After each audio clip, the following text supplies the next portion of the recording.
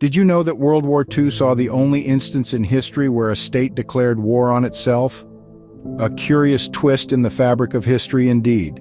Now let's take a step back to understand the odd case of Free French forces declaring war on Vichy France, the puppet government set up by the Nazis. Picture this: France, a country divided, with a government torn between the forces of freedom and the iron grip of Nazi occupation. The Free French forces, led by Charles de Gaulle, represented the true spirit of the French Republic, fighting against the oppression of the Nazis.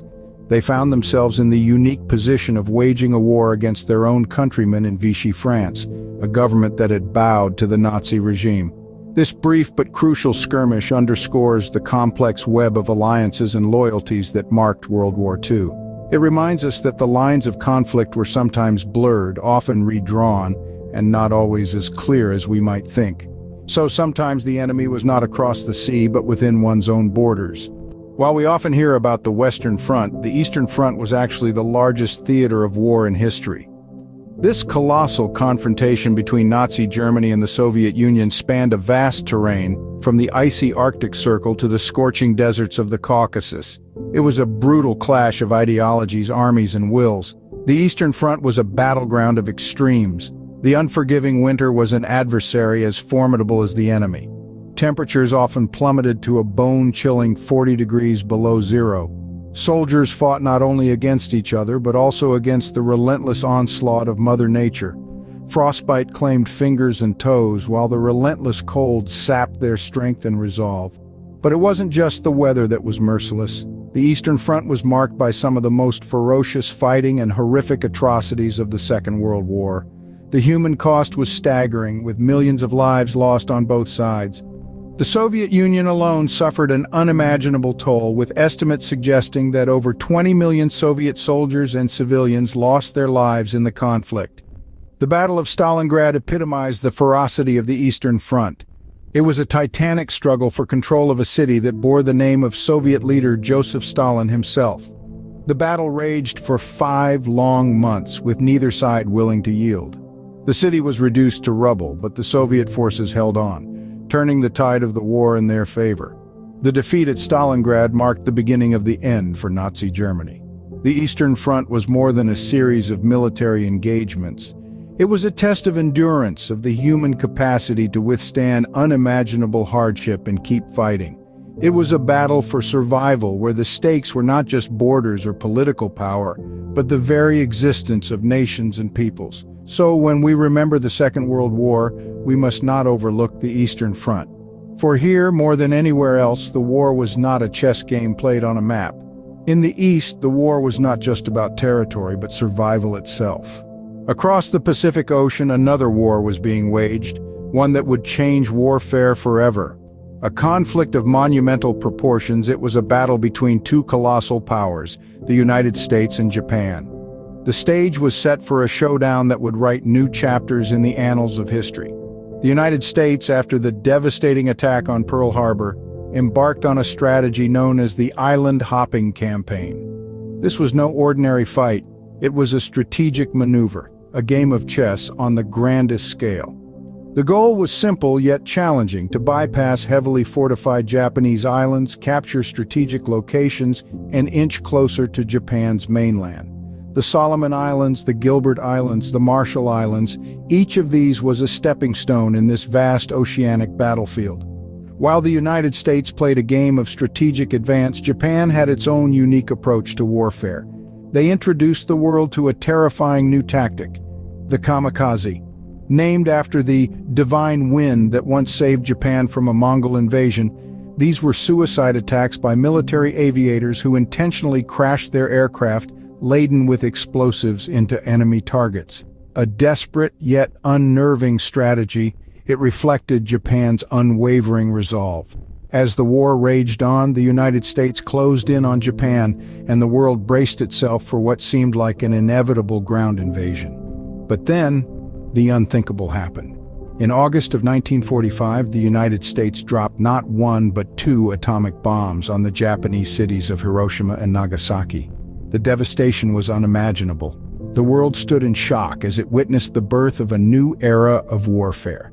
The Pacific War ended with a new and terrifying weapon, one that would shape the world for decades to come. The atomic bomb was not just a weapon of mass destruction, but a harbinger of the nuclear age, an age that continues to cast its long shadow over our world today. While Europe and the Pacific often take center stage, Africa was also a crucial battleground.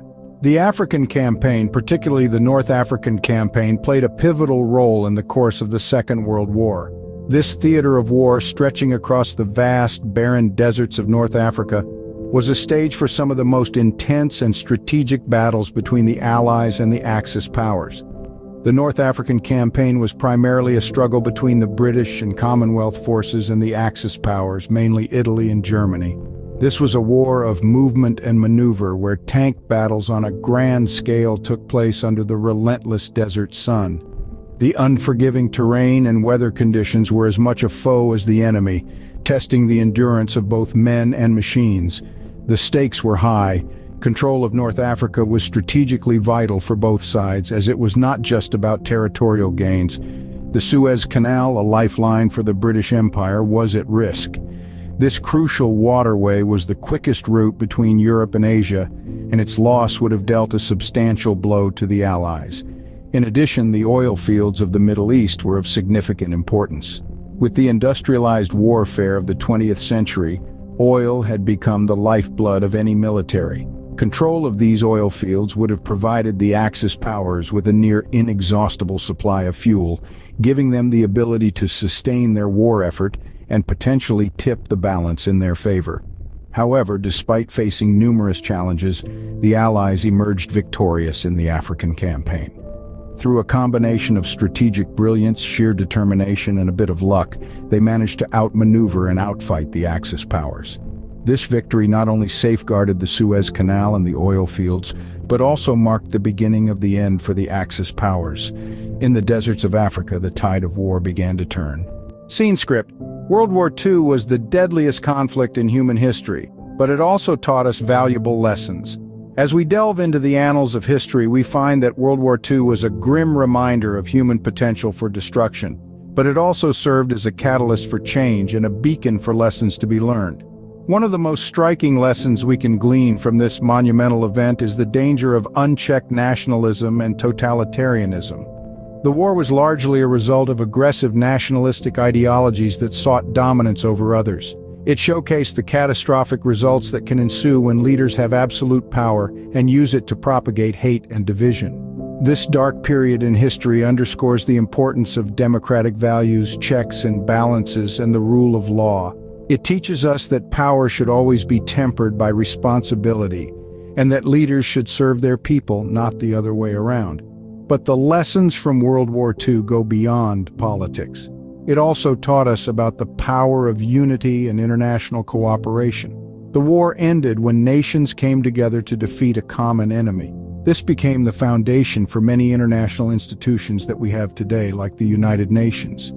The spirit of international cooperation, of standing together in the face of adversity, is a legacy of World War II that continues to shape our world.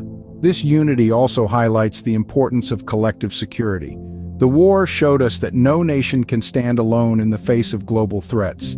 We learned that security is not just about protecting our own borders, but also about maintaining peace and stability worldwide. Another crucial lesson from World War II is the need for constant vigilance against the forces of hate and prejudice.